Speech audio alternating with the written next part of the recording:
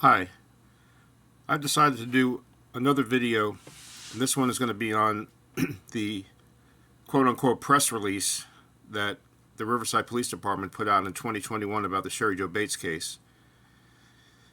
This was one of the most poorly worded, or rather probably one of the most politically worded press releases in history. In this press release, the goal of the Riverside Police Department was to further distance the Bates case from the Zodiac case. And in order to do so, they talked about the fact that this young man, the guy who was a young man in 1967, wrote the 3 Bates Had to Die letters. And later in 2020, I believe, or 2019, he sent a letter, an anonymous letter, a typewritten letter, to the Riverside Police Department, confessing that he did write the Bates Had to Die letters, but that he was a troubled youth, and that he did it for attention, and that he wasn't the Zodiac killer. The press release goes on to describe in pretty great detail how they were able to link this letter writer to the letter he wrote, and they mentioned getting DNA from a stamp. I think that years ago they stopped making stamps that you lick. They have stamps now that are pre-glued.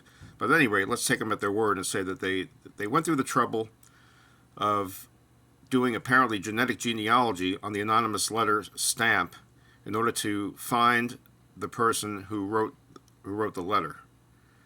And they identified him, and then they said that he admitted to writing the 3 Bates Had to Die letters.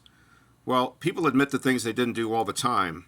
And the only way to confirm that he didn't write the Bates Had to Die letters would have been to compare his DNA from his letter to DNA from one of the 3 Bates Had to Die letters, the stamps or the envelope flaps of those letters. DNA derives directly from those letters, and compare it to him. And this is not mentioned in the letter. And I thought at the time when I read this that the reason was that they didn't want to start an onslaught of people sending cigarette butts and hair samples and saliva samples and God knows what else to Riverside Police Department and saying, hey, compare my suspect to the DNA from these letters, from the Bates Had to Die letters, because he was the Zodiac or he was the Bates murderer, and I want to have him compared. Well, sure, it's easy to send in a sample, but the entity that would have to undertake analyzing all these possibly hundreds of samples from people around the world would be RPD. They would have to pay to have all these samples analyzed on the chance that they matched the DNA from the Bates Had to Die letters. So I just wouldn't see that happening. I believe that what actually happened is that there either is no DNA from the Bates Had to Die letters, which makes them very similar to the true Zodiac letters, which were found by Alan Keel not to have essentially any DNA or cells on them, except for background amounts of cells. And here we are, 20-something years after Keel was doing his analyses in 1998, and there still is no known Zodiac DNA from these letters, despite the fact that people say that he licked them. I don't know how that's possible, because if he had licked them, there would be abundant cells and DNA on the letters, and they would have had his DNA long ago. At any rate, either they don't have DNA from the letters, or the DNA they have doesn't match this young man from 1967 who says he wrote the letters. But the press release is just a political tool to further separate the Zodiac case from the Bates case, and they did so without giving people any information about whether there was DNA on the Bates Had to Die letters. And I believe now that that's because of the 2 reasons I just cited. Now, here is where I get into something that I'm not 100% sure of. I'm pretty sure I heard this before, but I don't know where I heard it. In 2001, when they developed DNA from the Bates Had to Die letters, when they developed DNA from the hairs that were found clutched in Sherry Joe's hand after she died, they were able to get mitochondrial DNA from them in 2001 through the FBI, I believe. And they compared this mitochondrial DNA to their prime suspect, Bob Barnett. And Barnett's DNA did not match the DNA from Sherry Joe Bates' hand, from the hairs from her hand. But instead of ruling him out, they still keep this guy in as a suspect. And I was working with a reporter in 2022, I think it was, trying to get the Riverside Police, I'm sorry, the Riverside Press Enterprise to write an article talking about all these inconsistencies in what RPD has done over the years, like saying this Bates was stabbed 42 times and telling that crazy story about Barnett receiving a phone call while he was playing basketball on what I presume would have been a 1966 cell phone, and him saying that the bitches at the library and all this other nonsense. I wanted them to expose all the stuff that RPD has done over the years to cloud to muddy the waters and cloud the investigation into the Bates case. But they refused to do so. Again, I think it's a case of a small town paper not wanting to roil up the waters and get the waters muddied with their own police department, because they depend on them for tips and for information about cases. But the reporter called us RPD, and RPD responded and said that the reason that they did not rule Bob Barnett out against that DNA is that they can't be certain that the hairs found clutched in Sherry Jo's hand were not from her own head. Now, my understanding is that the hairs that were found in her hand were brown, and the hairs on Sherry Jo Bates' head were blonde.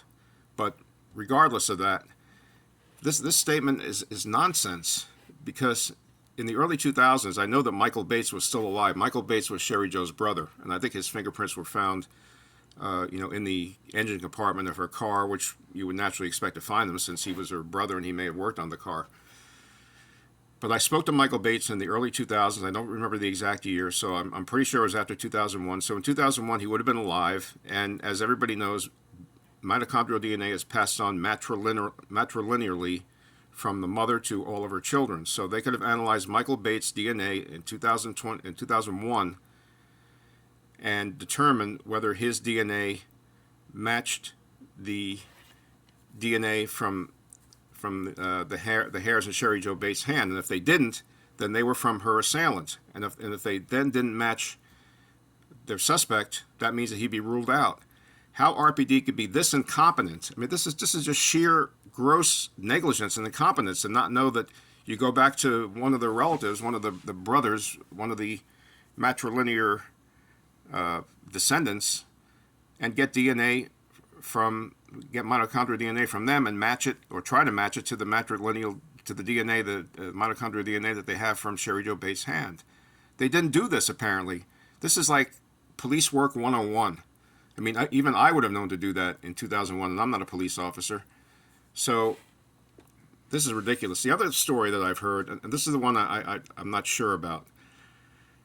After they developed DNA from that hair in 2001, I would have thought possibly that the first thing that they would do is go back to all the living on-scene personnel from that time and get their DNA to rule them out as a contributor, just to, close up any loose ends in case something weird had happened. And, it was their DNA that was found in her hand somehow, even though I don't see how that could have happened. And I thought I heard a story, and I'm pretty sure I've heard the story, but I don't know where it comes from, that they said that at some point that the hairs in Bates' hand could have blown out of the head of one of the on-scene investigators. Well, my understanding is that one of the on-scene investigators that day was a guy named Bud Kelly.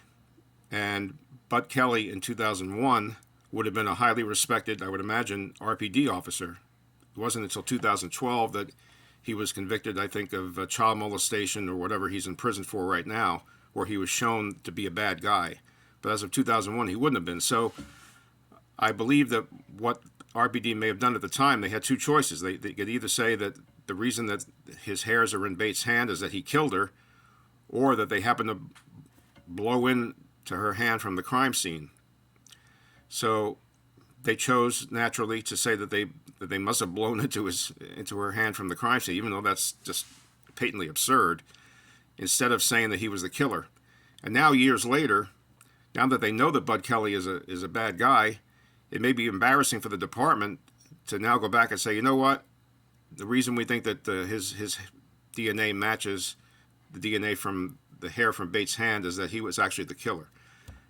I don't know if they're willing to do that or not, because they're a very political police department and they may be preserving their image at this point. I don't know.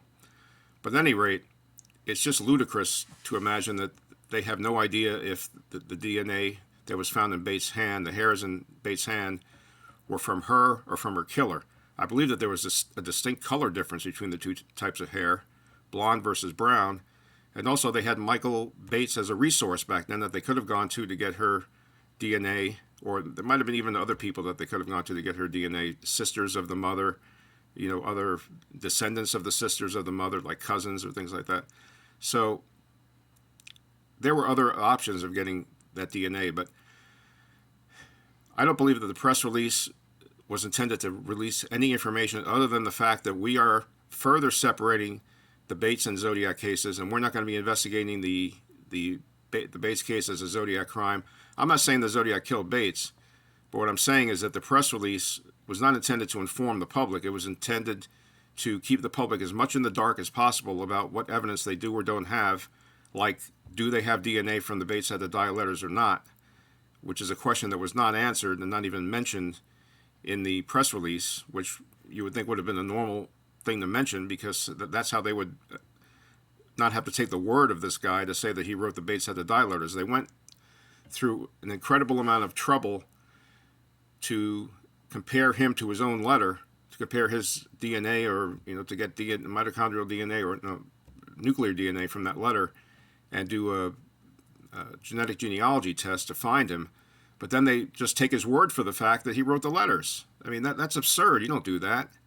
So this press release causes more questions than it answers. And I believe it's just another example of the political and conniving nature of RPD to put out a sinister press release like this that serves their own purposes, but that doesn't serve anybody else's who's interested in solving the Bates case.